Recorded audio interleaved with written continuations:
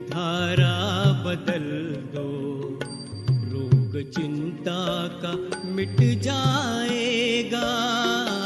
कर तपस्या करो याद शिव को, दिल को आराम मिल जाएगा। अपने चिंतन की धारा बदल दो।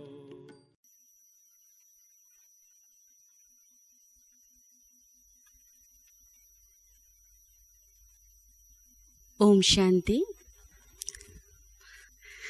तो आज जो हमारे आदरणीय देवी भ्राता आपके सामने बैठे हैं, भगवान भाई, और आप किचन डिपार्टमेंट में 25 वर्षों से समर्पित हैं। आज आपके लिए विशेष क्लास कराएंगे कि व्यर्थ और परचिंतन से मुक्ति हमको कैसे मिले। ओम शांति। ओम शांति। तो आज का टॉपिक है व्यर्थ चिंतन और परचिंतन से मुक्त। वैसे ही अभी बाबा ने अव्यक्तवाणी में हमें इशारा दिया, अब हमें एवरेडी बनना है, नष्ट मोहा बनना है। और ये बनने के लिए क्या करना है? जो हमारे पास समय का खजाना है, इस खजानों को व्यर्थ नहीं गंवाना है। क्योंकि संगम युग का सबसे खजाने तो बहुत है, लेकिन सबसे महत्वपूर्ण खजाना है समय।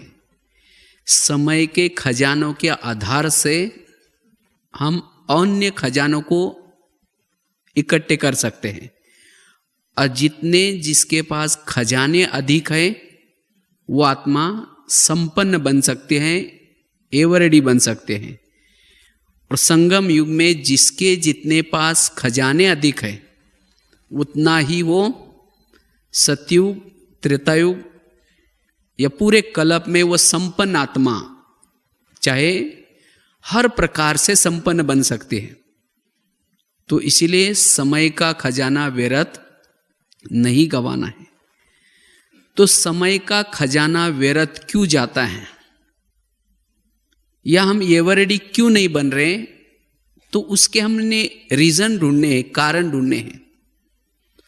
तो उसमें से एक कारण यह भी है व्यर्थ चिंतन और परचिंतन।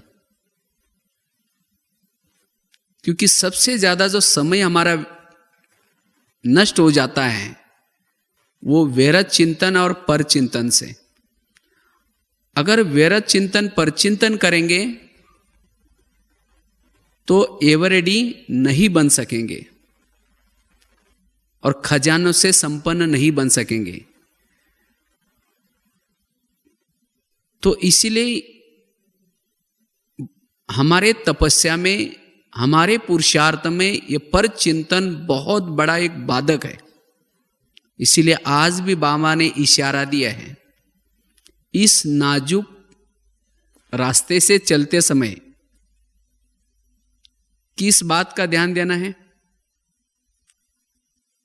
आज के मुरली का, साकार मुरली का प्रश्न था, इस नाजुक रास्ते में चलते समय मंजिल तक जाने के लिए हमें ध्यान देना है। किस बात का ध्यान देना है? कोई भी फालतू बातें, परचिंतन वाली बातें, जिसको बाबा ने बड़ा कड़ा शब्द यूज किया था, शैतानी बातें जो करता है, उसके साथ मित्रता नहीं करनी है, ना सुनने हैं ना सुनाने हैं। इससे आपका समय बचेगा,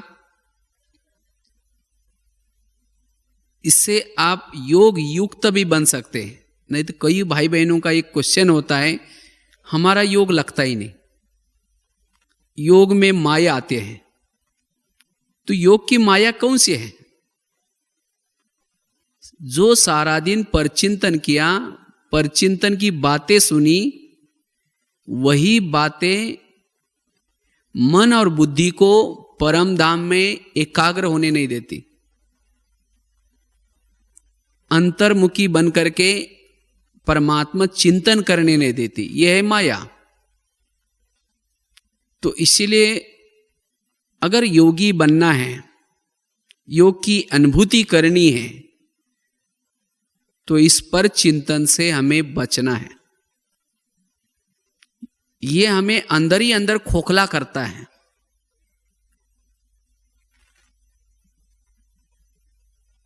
या जो भी परिवार बाबा ने हमें दिया है, परिवार दिया है हमें स्वोन्नति करने के लिए, ऐसा परिवार हमें कभी नहीं मिलता। लेकिन कभी कभी हम क्या करते हैं, ऐसे परिवार की भी निंदा करते हैं, परचिंतन करते हैं। तो इसीलिए इससे बचना है, क्योंकि परचिंतन सुनने से उस महान आत्मा को भी आप रिस्पेक्ट, रिगार्ड नहीं दे पाएंगे, सम्मान नहीं दे सकेंगे, और उसके संग का स्वोन्नति के अर्थ में आनंद नहीं ले सकेंगे। इसीलिए बाबा कहते हैं बच्चे, इस पर चिंतन की बातों से बच करके रहो। पर चिंतन करने से कई गुणों की क्षति हो जाते हैं, कई गुण हमारे से गायब हो जाते हैं। जो परचिंतन करता है वो अंतर्मुखी नहीं बन सकता, और अंतर्मुखी योग का फाउंडेशन है। जो अंतर्मुखी नहीं, वो योगी नहीं बन सकता, वो परमात्मा चिंतन, आत्मचिंतन नहीं कर सकता। क्योंकि परचिंतन है बाह्यमुखी करने वाली बातें, बाहर मुक्ता में लेके जाने वाला है। इसलिए हमें परचिंतन को छोड़ना है, इससे हमारा टाइम बहुत बचेगा। नहीं तो कई भाई बहने बोलते हैं हमको टाइम ही नहीं मिलता योग लगाने का, हमें पुरुषार्थ करने का टाइम ही नहीं मिलता। उनका टाइम कहां जाता है? टाइम जाता है परचिंतन में। इसलिए हमें परचिंतन की बातों को छोड़ना है। परचिंतन करने से सम्मान का जो गुण है, रिस्पेक्ट का गुण है, वो भी नष्ट हो जाता है। परचिंतन करने से एकाग्र चित्त भी नहीं बन सकेंगे। परचिंतन करने से गुणग्राही नहीं बन सकेंगे। हम जो ग्राहक है, हम ग्राहक गुणों के ग्राहक हैं, न कि अवगुणों के। इसीलिए हमें इससे बचना है। और परचिंतन करने वालों को बाबा तो कई बार बहुत ही कड़े शब्दों में कहते हैं, परचिंतन करना अर्थात जैसे कोई कोयला खरीद करता है, कहाँ कोयले का व्यापारी और कहाँ हीरे का व्यापारी। परचिंतन करना अर्थात कोयले का व्यापारी बनना। और कोयले में कोई ज्यादा इनकम तो होती नहीं। जो कोयला लेता है उसका खुद का मुंह भी काला और दूसरे का भी मुंह काला। अर्थात जो परचिंतन करता है वो स्वयं का भी टाइम बर्बाद कर रहे हैं और दूसरे का भी टाइम बर्बाद कर रहे हैं। इसलिए बाबा ने कहा ना, हाँ जी करके सुनना। आप कर नहीं रहे हैं, किसी की बुराई नहीं कर रहे, लेकिन कोई बुराई कर रहे हैं उसमें आप हाँ जी कर रहे हैं, ये भी आधा पाप के भागी है। इसीलिए हमें क्या करना है, इससे बचना है। बाबा ने संगत से बच करके रहो, संग दोष से बच करके रहो। तो कईयों को लगता है हम तो अज्ञानी से संग से बच गए, तो वास्तव में अज्ञानी से संग से बच गए। लेकिन यहां आकर के ज्ञानी होने के बाद भी कोई ज्ञान में चलने के बाद किसी की बुराई करता है, परचिंतन करता है, उसका संग करना ये भी संग दोष है। ये संग दोष भी हमें इस ज्ञान मार्ग से बाहर लेके जा सकता है। इसीलिए इससे बचना है। पर चिंतन की बातें सुन सुन करके हो सकता है बाबा के प्रति या कोई बहनों के प्रति या जो भी आपके निमित्त है उसके प्रति आपकी नफरत और ईर्ष्या भी पैदा हो सकती है। और जब परचिंतन करते करते धीरे धीरे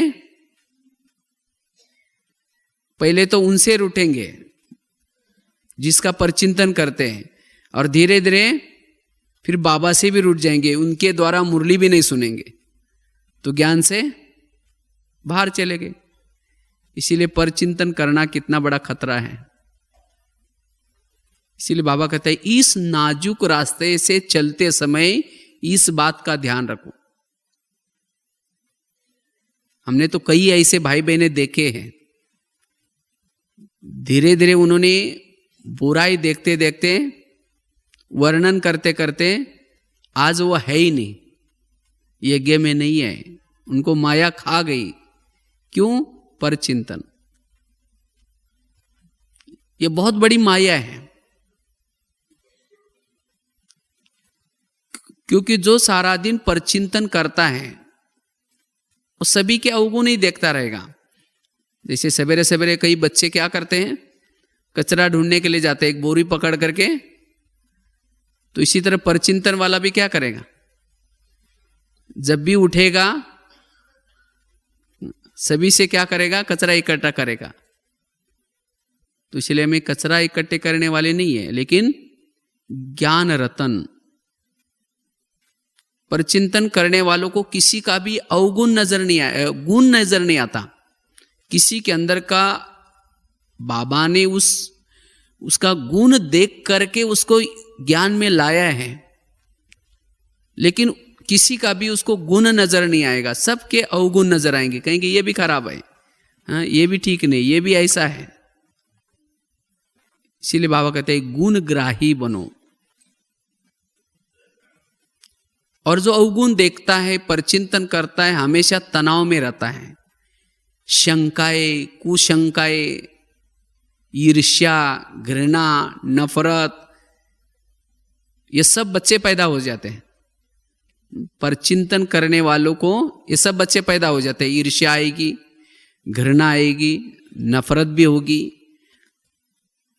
जो अवगुण देखता है उसके सामने अगर किसी की महिमा करेंगे, आप वो कहेगा अरे आप उसकी महिमा कर रहे हैं, हाँ वो इतना खराब है, वो ऐसा है, और आप उसकी महिमा करते हैं। वो कभी भी किसी की महिमा नहीं सुन सकता। इसीलिए बाबा कहते बच्चे इस अवगुण को क्या करो, छोड़ो।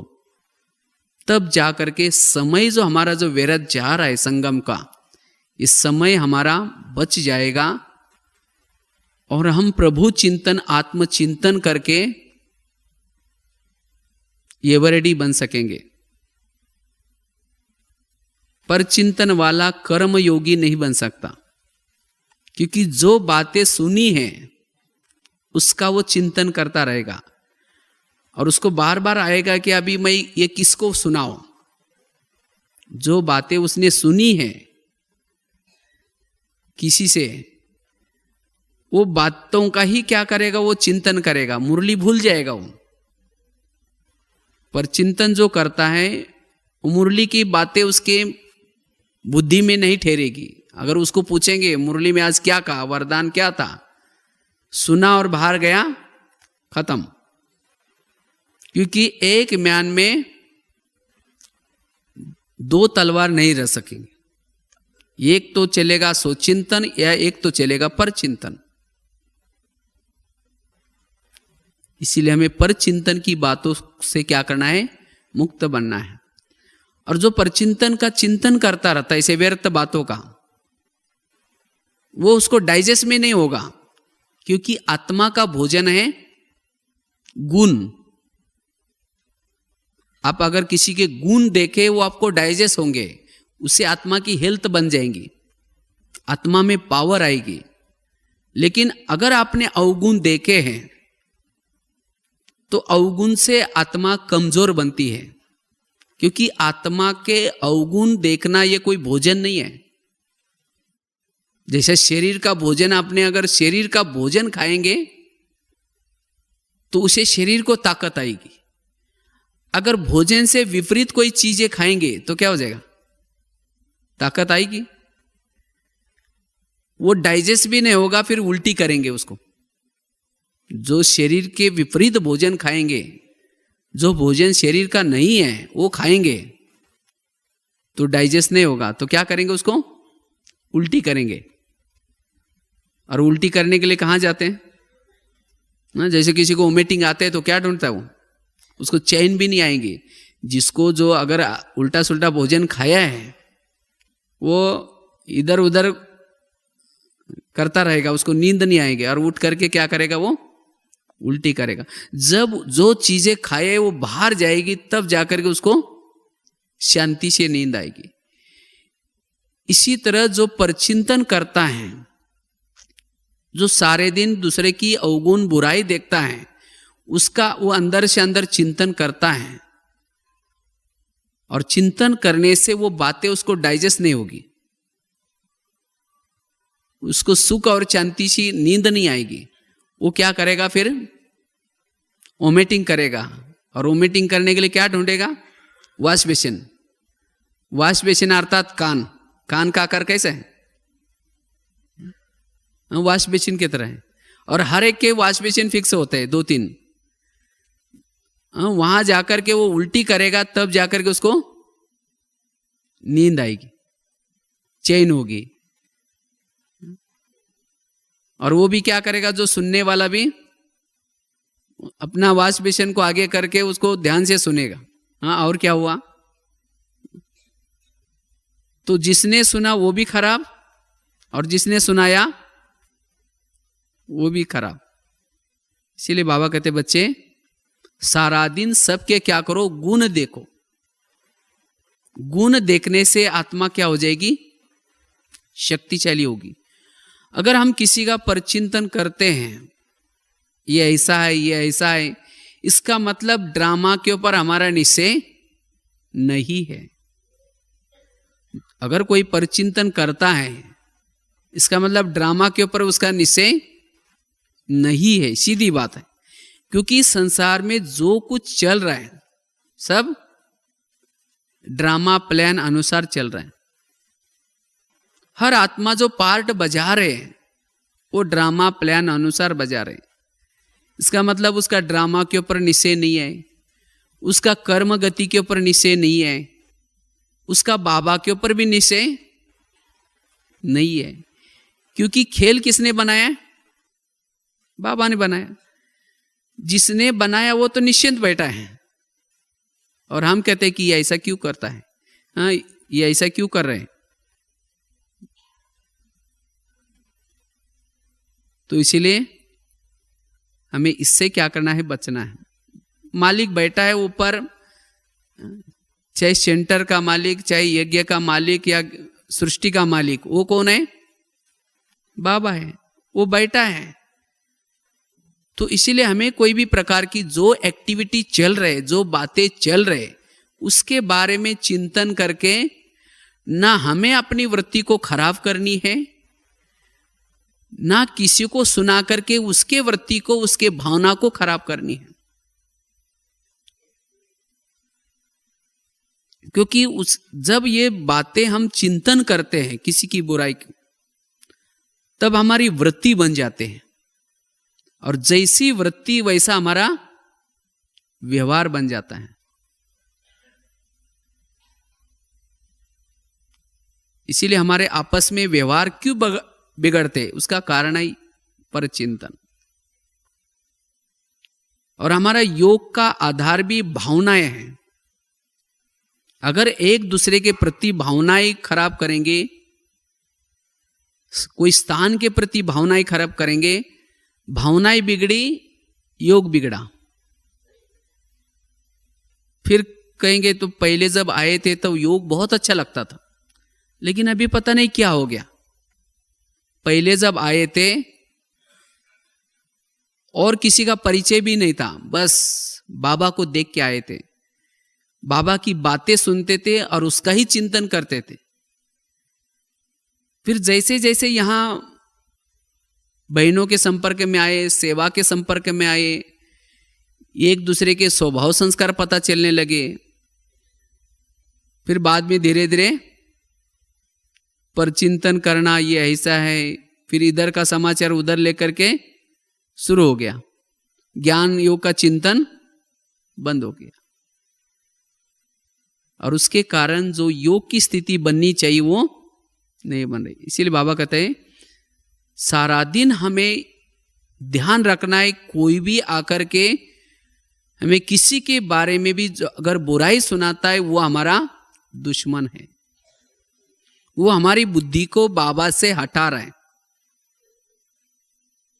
इसीलिए पर चिंतन से हमें क्या करना है, मुक्त बनना है। इससे हमारा योग में भी क्या होता है, टाइम वेस्ट हो जाता है। भले योग में बैठेंगे लेकिन वही बातें चलेंगे, इसने मुझे क्यों बोला, इसने ऐसा क्यों कहा, फिर ये बात मैं उसको बताऊंगा। बैठे योग में लेकिन चिंतन वो चल रहा है, ये भी टाइम वेस्ट है। कर्म कर रहे हैं लेकिन कर्म में भी वही बातें, कर्म में योग नहीं है। इसीलिए हमें क्या करना है, पर चिंतन की बातों से बचना है। अगर पर चिंतन करते करते धीरे धीरे, जैसे कहा ना एक, तो हम इस ज्ञान मार्ग से भी आउट होने की संभावना है। तो इसलिए भावनाओं को हम अपने परिवर्तन नहीं करना है। भावनाएं हमारी ऊंची, कोई कैसा भी हो लेकिन सभी के प्रति भावनाएं ऊंची। एक कुछ दिन पहले मैंने मराठी मैगजीन में एक आर्टिकल लिखा था, उसमें एक बहुत अच्छे एक लेख लिखा था, किस तरह से अगर हम किसी के प्रति भावनाएं बदलते हैं तो धीरे धीरे हम इस अच्छे ज्ञान मार्ग से भी वंचित हो सकते हैं। एक जगह पर एक सत्संग चलता था और उसमें काफी सारे सत्संग सुनने के लिए वो भाई बहने आते थे। तो उसमें जो गुरु था, एक दिन एक शिष्य को बुला करके कहता है कि आप इतना अच्छा रोज आते हैं और सामने बैठते हैं, इतनी अच्छी सेवा करते हैं, कहते हैं कि आपको क्या चाहिए, आप किसी लिए भक्ति करते हैं? तो कहता है कि मुझे कुछ नहीं चाहिए। नहीं, बोलो भला क्या चाहिए? तो शिष्य को लगता है चलो गुरुजी कह रहे हैं तो एक चीज मांगता हो। तो कहता है कि मेरी कोई और इच्छा नहीं है, लेकिन मेरी इतनी एक इच्छा है कि मेरे बारे में सबके दिल में क्या चलता है वो मैं जानना चाहता हूं।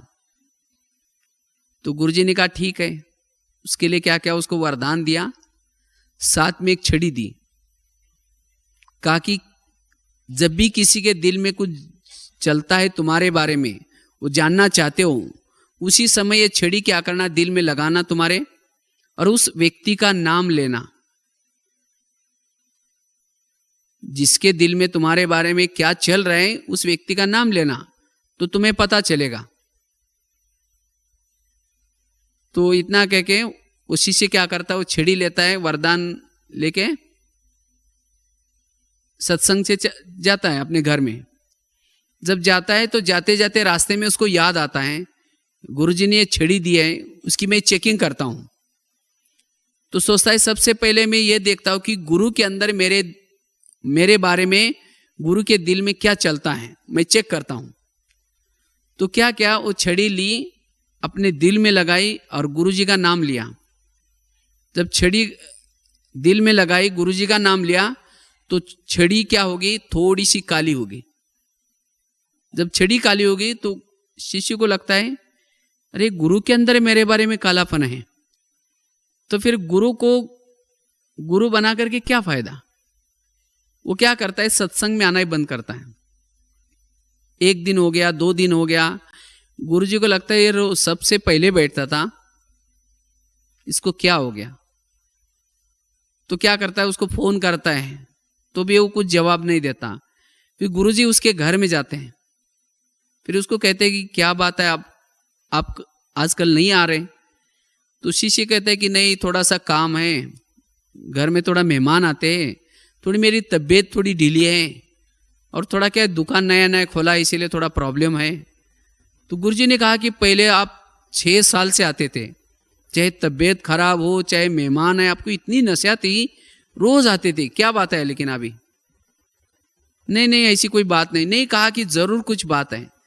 तो शिष्य कहता है कि आपके अंदर मेरे बारे में कालापन है, इसके कारण मैं नहीं आता हूं। तो गुरुजी ने कहा कि अच्छा मेरे अंदर कालापन है तुम्हारे बारे में, लेकिन तुमने देखा कि तुम्हारे अंदर कितना कालापन है? उसने कहा नहीं देखा। कहा कि ये छड़ी दिल में लगा करके अपना नाम लेकर के देखो। तो शिष्य ने क्या किया, छड़ी अपने दिल में लगाई, अपना नाम लिया, तो पूरी छड़ी काली होगी, थोड़ी सी सफेद। गुरुजी की तो थोड़ी काली थी लेकिन उसकी पूरी काली। तो अपनी छड़ी पूरी काली देख करके उसको शर्म आई, सिर नीचे कर दिया। तो गुरुजी ने कहा कि कोई बात नहीं, मेरी भी छड़ी पूरी काली थी, लेकिन मैंने तपस्या करते करते करते इतनी बची है, वो तो मैं कर ही रहा हूं। मैंने तो तपस्या करना तो छोड़ी नहीं, वो तो जो कालापन है वो निकल जाएगा। लेकिन अगर तुम मेरे को देख करके नहीं आएगा सत्संग में, जो तुम्हारी थोड़ी सी सफेद बनी है वो भी क्या हो जाएगी, काली हो जाएगी। तो इसीलिए तुम किसी को देख करके सत्संग में आना बंद नहीं करो। तो फिर शिष्य को बहुत बुरा लगता है, कहता है गुरुजी आज आपने तो मेरी आंखें खोल दी, मैं कितना बुरा काम करने जा रहा था। तो गुरुजी ने कहा कोई बात नहीं, रोज आया करो। फिर वो शिष्य क्या करता है, रोज आना शुरू करता है। इसी तरह हम भी क्या करते हैं, रोज बाबा के ज्ञान में आते आते आते हमारी जो आत्मा पावन जो काली थी, हमारी जो आत्मा छड़ी जो काली थी वो क्या होना शुरू हो जाते हैं, सफेद बनना शुरू हो जाते हैं। लेकिन फिर हम यहां आने के बाद क्या करते हैं, धीरे धीरे किसी की बातें सुन करके, जो हमें ज्ञान सुनाते हैं, जिन्होंने हमारा कोर्स किया या जो बड़े हैं, धीरे धीरे उनके प्रति क्या करेंगे, उनकी कुछ बातें सुन करके देख करके चिंतन करेंगे। फिर कहेंगे यही ऐसे हैं, जो ज्ञान सुनाने वाले यही ऐसे करते हैं, ये बहनें ऐसे करके क्या करेंगे, धीरे धीरे अपनी भावनाओं को खराब करेंगे और धीरे धीरे आना भी क्या करेंगे, कम करेंगे। अच्छा आएंगे तो भी जो पहले भावना थी, जो कुछ करते थे वो नहीं, जबरदस्ती करके आएंगे, लेकिन नहीं। अच्छा समझो नहीं आएंगे तो घाटा किसका है? हाँ, जो आपकी आत्मा पावन बन रही थी, जो सफेद बन रही थी, वो भी क्या हो जाएगी, धीरे धीरे काली हो जाएगी। तो घाटा कोई बहनों का या बाबा का या किसी और का नहीं है, घाटा किसका है? घाटा अपना ही है। इसीलिए बाबा कहते हैं इस नाजुक रास्ते में चलते समय हमें क्या करना है, ये बड़ा ध्यान देना है, ये भी बहुत बड़ी माया है। इसीलिए ऐसी अगर कोई बातें सुनाता है उससे हमें दूर रहना है, नहीं तो यही बातें हमें ज्ञान से बाहर लेके जा सकते हैं, भावनाओं को खराब कर सकते हैं। अच्छा जिसकी कमी आप देख रहे हैं, जिस बहन की या जिस भाई की या कोई सेंटर की कमी देख रहे हैं, उन्होंने तो ज्ञान छोड़ा नहीं ना, वो तो योग लगा रहे, पुरुषार्थ कर रहे, तपस्या कर रहे, वो तो जो कालापन है वो तो निकल जाएगा। लेकिन हमारा अपना ही घाटा है। अच्छा उनका थोड़ा कालापन देखा, लेकिन उनकी जो सफेद छड़ी थी वो नहीं देखी। आज वो कितने साल से ज्ञान में चल रहे, आज उन्होंने कितने लोगों को ज्ञान सुना करके कितनी दुआएं कमाई होंगी, तो वो सफेद जो छड़ी इतनी लंबी थी वो नहीं देखी, थोड़ा सा दाग वो देख लिया। इसीलिए बाबा कहते हैं हर आत्मा में कोई ना कोई अवगुण तो होता है, नहीं तो बाबा को आने की क्या जरूरत है। अगर सभी संपन्न होते, सभी गुणवान होते तो बाबा के आने की जरूरत है क्या? इसीलिए बाबा कहते हैं ना किसी के अवगुण नहीं देखो, इसलिए कहते हैं निर्गुण हारे में कोई गुण नहीं। इस दुनिया में हर आत्मा में कोई ना कोई विशेषता भी होते हैं, कोई ना कोई गुण भी होते हैं। तो हमें विशेषता को देखना है, गुणों को देखना है, ना कि अवगुणों को। इसलिए जितना हम इस माया से बचे रहेंगे उतना हम टाइम हमारा बच जाएगा। नहीं तो जैसे वो समाचार पत्र होते हैं ना, आज की न्यूज क्या है, इसी तरह कभी कभी हम क्या करते हैं, कोई व्यर्थ देखते हैं, फिर एक ने देखा दूसरों को सुनाया, जैसे न्यूज फैला रहे हैं। क्योंकि ये व्यर्थ बातों से वायुमंडल खराब हो जाता है। जितना व्यर्थ का चिंतन करते हैं उतना वायुमंडल खराब हो जाता है। तो हम बाबा के यज्ञ में सहयोगी हैं या वायुमंडल खराब करने वाले हैं? जो परचिंतन करता है वो वायुमंडल को खराब करता है। कई तो हड्डी सेवा करेंगे, खूब सेवा करेंगे, लेकिन 1 घंटा बैठ करके किसी के बारे में बैठ करके क्या करेंगे, बुराई करेंगे, परचिंतन करेंगे। तो जो अपने पुण्य जमा किया वो क्या क्या खत्म किया, तो कमाया और क्या क्या। जैसे कोई रास्ते में गया, बहुत तेजी से रास्ते में गए और फिर बाद में वापिस आए, फिर गए फिर वापिस आए, तो वही घूमेंगे, आगे कब बढ़ेंगे। इसी तरह हम क्या करते हैं, बहुत कभी दिल से मेहनत करके पुरुषार्थ करते, अमृत वाला करते, तन मन धन से सेवा करते, लेकिन फिर 1 घंटा बैठ करके क्या करते, किसी की बुराई करते। मैं मना आगे गए और फिर वापिस आए, यही करेंगे तो ऊपर कब चलेंगे। इसीलिए हमें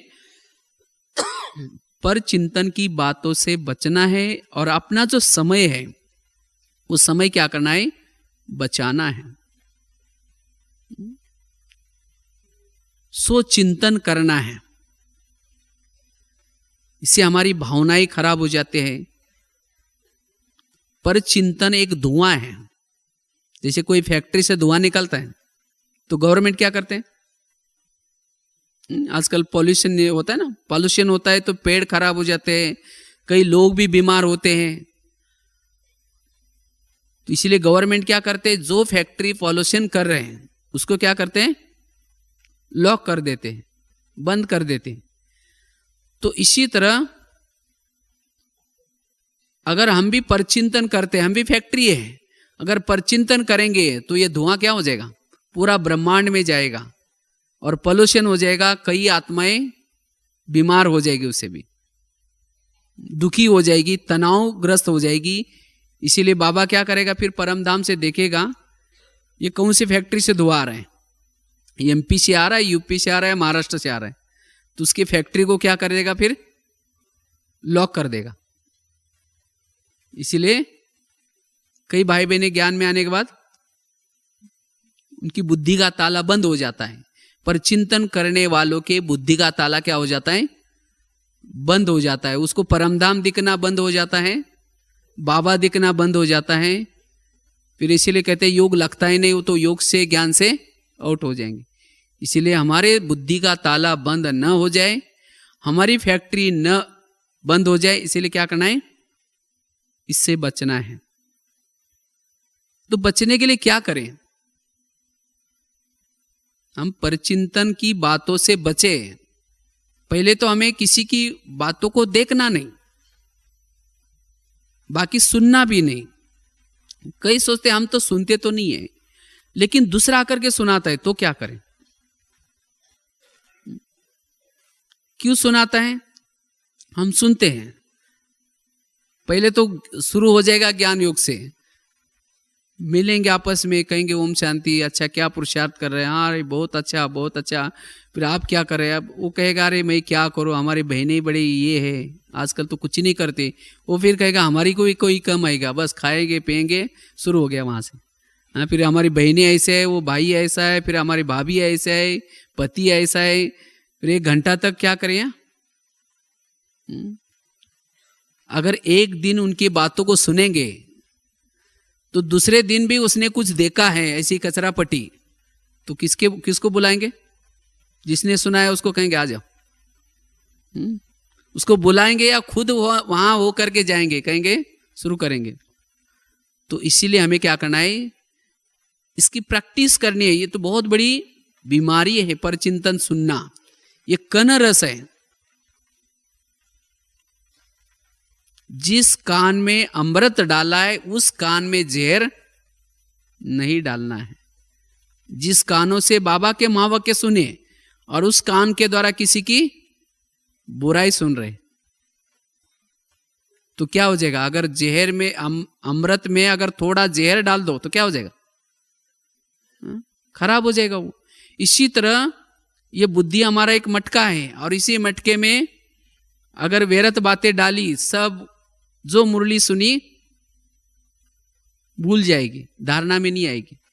इसीलिए हमें क्या, इन बातों से बचना है। अगर कोई सुनाता भी है तो उस समय एक प्रैक्टिस करो, अपना सिर को पकड़ के रखो, हाँ भी नहीं करो ना भी नहीं करो। अगर सिर को पकड़ के रखेंगे तो जबरदस्ती थोड़ी सुनाएगा। हम क्या करते हैं, सिर हिलाना शुरू करते हैं पहले शुरू। हाँ, जब सिर हिलाना शुरू करते हैं तो उसको लगता है उसको अच्छा लग रहा है, सुन रहा है। अगर आप सिर को पकड़ के रखेंगे, हाँ भी नहीं करेंगे ना भी नहीं करेंगे, उसको लगेगा ये कहीं जिसकी बातें सुना रहा है उसको बता तो नहीं दे, ये भी उसे मिला हुआ, इसीलिए वो चुप हो जाएगा तुरंत। लेकिन हम कहते हैं हाँ अच्छा, आपके साथ भी ऐसा किया, मेरे साथ भी ऐसा किया था उसने। हाँ, तो उसको लगता है अच्छा ये भी उसके साथ भी उसकी बनती नहीं, फिर शुरू करें ये अपना ठीक है। और मित्रता उनकी बनती है जो आपकी परचिंतन की बात, व्यर्थ बातें जो सुनता है, वो दोनों की क्या हो जाते हैं, मित्रता बनते हैं। फिर घूमेंगे चलेंगे, चलते फिरते वही चिंतन चलेगा। बाबा कहते हैं चलते फिरते ज्ञान की चर्चा करो। तो ऐसे की मित्रता हमें नहीं करनी है। इसीलिए संगम युग का जो हमारा जो टाइम वेस्ट हो जाता है इस बातों से जाता है। इसीलिए आज बाबा ने बहुत अच्छा ये इशारा दिया, समय को बचाने के लिए, समय के खजानों को बचाने के लिए, ये वर्डी बनने के लिए आज हमें प्रतिज्ञा करना है कि आज से हम किसी का भी परचिंतन नहीं करेंगे। उसके लिए ये अभ्यास, अगर कोई सुनाता है तो उसकी महिमा करना शुरू करो। वो उसकी बुराई सुना रहा है, वो ऐसा है, वो नहीं, वो बहुत अच्छा है, मेरे साथ तो बहुत अच्छा व्यवहार करता है। जिसका वो परचिंतन कर रहा है दूसरा, आप उसकी महिमा करेंगे, उसको अच्छा लगेगा। ये बहुत बड़ी सेवा है। इसीलिए बाबा का ने कहा ना, रहम दिल बनो। रहम दिल बन करके क्या करो, दूसरे का भी, दूसरा अगर कोई करता है तो उससे भी छुड़ाओ। तो हाँ जी करके उसको सुनना नहीं है। नहीं तो जा भी रहे तो उसको कहेंगे बैठो ना, चाय पानी पी के जाओ ना, बताना और क्या हुआ। उसको चाय पानी भी पिलाएंगे। अगर ऐसी बातें सुनाने वाला कोई घर में आता है तो दरवाजा बंद कर दो। उसको बोलो कि क्या है, मेरे को थोड़ा टाइम है, नहीं है आज, कहीं भले झूठ बोलो उसमें तो भी चल जाएगा, बहुत अच्छा है, ताकि आपकी भावना तो खराब नहीं होगी किसी व्यक्ति के प्रति। इसीलिए हमें भावनाओं को बदलना, खराब नहीं करना है। जिसने हमें क ख सिखाया है, कई क्या करते हैं, अपनी जो मुरली सुनाने वाली बहनें हैं या जो भी कुछ सीनियर भाई बहनें, उनकी भी बुराई करते हैं। अगर उनकी बुराई करेंगे तो आप कभी भी मुरली के पॉइंट्स कैच नहीं कर सकेंगे। अगर किसी के प्रति आपकी बुराई है, उसके प्रति परचिंतन करते हैं, भावना खराब है, तो उसकी बातों को आप सुन नहीं सकेंगे। मुरली को भी कहेंगे ये खुद तो करते नहीं और दूसरे को सुनाते रहते, तो बाबा की बातों को भी नहीं सुन सकेंगे। इसीलिए बाबा कहते हैं बच्चे हर आत्मा के प्रति भावनाएं ऊंची रखो। कहते हैं ना, मुख में राम बगल में चूरी। आपस में मिलेंगे, उसकी बुराई करेंगे और वो अचानक जब सामने आते हैं तो कहेंगे अभी हम आपको याद कर रहे थे। तो कैसा है, इसीलिए बाबा कहते बच्चे, और उनको ओम शांति भी करेंगे जबरदस्ती, इतना कोई अंदर से दिल से ओम शांति नहीं निकलेगा। और ऐसे का जो परचिंतन करता है उसका योग हमेशा उसके साथ लगा रहता है। वो क्या कर रहा है, किसके साथ बात कर रहा है, वो क्या क्या काम कर रहा है। वो अच्छा भी करेगा, कुछ अच्छी सेवा भी करेगा, तो भी उसकी अच्छाई दिखाई नहीं पड़ेगी, हमेशा बुराई दिखाई पड़ेगी। इसीलिए बाबा कहते बच्चे, ये अवगुणों का जो चश्मा पहना है वो निकाल दो, तब ये दुनिया बड़ी अच्छी लगेगी। जो अवगुण देखते हैं सारा दिन, पर चिंतन करते हैं, वो उनको इस दुनिया में रहना बड़ा अच्छा नहीं लगेगा। बाबा कहते हैं बच्चे ये रेडी बनो। कई बोलते बाबा हमें उठा करके लेके जाओ, हम तैयार हैं, लेकिन तैयार ऐसे तैयार नहीं है। लेकिन ये अवगुण दे करके, परचिंतन दे करके इस दुनिया से थके हुए, उसको येवरेडी नहीं कहेंगे। येवरेडी अर्थात जिसकी आत्मा की ज्योति सदा जागृत है, जिनके अंदर गुण है, जो सत्युग के देवी देवता की तरह उनकी चलन है, उसको कहेंगे येवरेडी। तो ऐसे येवरेडी बनने के लिए हम अपना टाइम को वेस्ट नहीं करें। हम अपना स्वधर्म में रहने का, अपने ओरिजिनल गुणों में रहने का अभ्यास करें। लेकिन वो वही रह सकता है जो सारा दिन परचिंतन की बातों से बचता है। वही सोमान में रह सकता है, वही स्वधर्म में रह सकता है, वही अपनी आत्मा को देख सकता है, वही अंतर्मुखी बन सकता है, और वही अपने अंदर के आत्मा में लगे हुए दाग को देख करके उसको परिवर्तन कर सकता है। नहीं तो आजकल क्या है, दूसरे को देखने की आदत लगी है। घर में भी अगर आप खाना खाएंगे, अगर कोई सामने आता है खाना खाने के लिए, तो देखेंगे उसके थाली में क्या क्या है। जो आपके थाली में वही उसके थाली में, लेकिन दूसरे की थाली देखने की आदत। और जो दूसरों को देखता है वो कभी भी सुखी नहीं रह सकता। दूसरों को देखने वालों को, एक मुरली में बहुत कड़ा शब्द बाबा ने यूज किया था। बाबा ने कहा कि अवगुण देखने वालों को कहेंगे कौवा। कौवा क्या करता है? गंदगी इकट्ठा करता है, गंदगी खाता है। कोई जानवर मरता है, वहां जाकर के बैठ करके गंदगी खाता है। तो हमें हंस बनना है या कौवा बनना है? देखो स्कूल कॉलेज में दिखाया जाता है, सरस्वती माँ किसके ऊपर बैठे हैं? हंस के ऊपर बैठे हैं। वास्तव में कोई हंस के ऊपर बैठती नहीं थी, ये भी प्रतीक है। अगर छोटा बच्चा भी जाकर के हंस के ऊपर बैठ जाएगा, वो हंस तो चिल्लाना शुरू करेगा, और सरस्वती माँ बैठेगी तो ये दिखाया जाता है विद्या उसके बुद्धि में बैठते हैं जो हंस है। अर्थात जो हंस के समान सारा दिन जो गुण देखते हैं, गुणग्राही है, उसके बुद्धि में सरस्वती माँ बैठते हैं। अर्थात मनन चिंतन चलेगा, ज्ञान की गहराई की अनुभूति होगी। तो सरस्वती को बुद्धि में बिठाने के लिए क्या बनना है? हंस बनना है। और जिसके बुद्धि में सरस्वती माँ बैठेगी, उसके पास कौन आएगी? उसकी बहन लक्ष्मी। अर्थात वही संपन्न आत्माएं बन सकते हैं।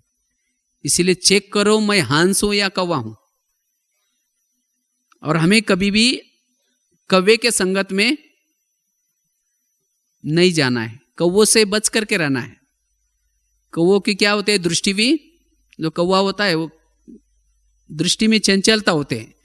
जब कौवा पेड़ पर बैठेगा, उसकी नजरों में एकाग्रता नहीं होगी, वो इधर उधर देखता रहेगा। तो इसी तरह जो अवगुण दृष्टि वाला है, वो इधर उधर देखता रहेगा, कौन क्या कर रहा है, ये क्या कर रहा है, वो क्या कर रहा है, उसकी एकाग्रता नहीं होगी। और जो हंस है वो एकाग्रचित होगा, वो कुछ नहीं देखेगा और साइड सीन नहीं देखेगा। इसीलिए बाबा कहते बच्चे क्या बनो? हंस बनो। और कौवे की वाणी भी कैसी होते? कर्कश वाणी अच्छी लगते। तो इसी तरह अगर जो अवगुण देखते हैं उनके संग में जाएंगे तो क्या हो जाएगा? कौवा क्या करता है, बराबर कोई ना कोई गंदगी करके चला जाता है और मार दूसरा खाएगा, दूसरा पंछी। तो इसी तरह अगर ऐसे संग में रहेंगे जो परचिंतन करते, बुराई करते, लेकिन फंसे हम जाएंगे। इसीलिए बाबा कहते बच्चे ऐसे के संग से बच करके रहे। भले वो ज्ञान में चलते हैं, लेकिन अगर अवगुण देखते, आपको किसी की बुराई सुनाते, ऐसे के संग से हमें बचना है। ये इतनी पावर हो आपके अंदर, जो अगर वो किसी की बुराई सुनाता भी है तो उसको समझाओ, अरे कोई बात नहीं, बाबा कहते ड्रामा है, हर आत्मा का अपना अपना पार्ट है, आप उसकी बुराई क्यों करते? आप बुराई नहीं करो, बस अगर आप बुराई करेंगे मैं आपके संग में कल से नहीं आऊंगा। तो इस तरह से इतनी पावर अगर आपके पास है तो आप उसको, कौवे को भी हंस में परिवर्तन कर सकते हैं, लेकिन वो तो बड़ा मुश्किल है, इतनी पावर चाहिए। नहीं तो आपको ही क्या करेगा, हंस से कौवा बना देगा। तो आपकी भी भावना क्या करेंगे, खराब कर देंगे। किसी के बारे में अगर आपकी भावनाएं ऊंची है तो आपको सब सुनाएंगे, अरे या ऐसा होता है, वैसा होता है। अगर आपने उन बातों को सुना तो जब जिसके बारे में आपको सुनाया, जब वो व्यक्ति सामने आया, तुरंत आपको याद आएगा, अच्छा ये ऐसा है। तो अगर किसी के प्रति आपकी वृत्ति खराब हो गई, वृत्ति कैसी खराब हो गई, बातें सुनने से, सुना, चिंतन किया और वृत्ति बन गई, और वृत्ति से वाइब्रेशंस बन जाते हैं। जैसी हमारी वृत्ति होगी वैसे वाइब्रेशंस बन जाते हैं। तो इसीलिए वाइब्रेशंस हमारे खराब हो जाते हैं। क्यों? क्योंकि वृत्ति खराब है। अगर एक बार किसी के प्रति आपकी वृत्ति खराब हो गई, उसको परिवर्तन करना बहुत समय लगेगा। इसीलिए वृत्ति में कोई भी निगेटिव बातें हमें नहीं डालनी है। और ये तो हमारी कोई मिसअंडरस्टैंडिंग होती है या गलत फहमी होती है,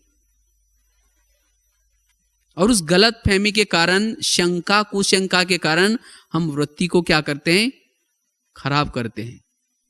इसीलिए इस नाजुक रास्ते में चलते, क्योंकि हम तो संगठन में रहते हैं। अब जैसे यहाँ काफी सारे भाई बहने रहते हुए भी हम लोग, मैंने ये जो छड़ी वाली कहानी आपको सुनाई, सदा ही हमने उसको याद रखी है, और उसके कारण यहाँ रहते हुए भी हर आत्मा के प्रति भावनाएं ऊंची, और जिसके कारण ज्ञान का चिंतन यहाँ रहते हुए भी, सब में रहते हुए भी ये ज्ञान का चिंतन, मनन चिंतन कर सकते हैं। तो इसी तरह हमें भी अपने जीवन में उन्नति अगर करनी है, अपना टाइम ज्ञान योग में लगाना है, तो इस बातों से हमें क्या करना है, बचना है। कोई भी प्रकार के व्यर्थ समाचार हमें ना सुनने हैं,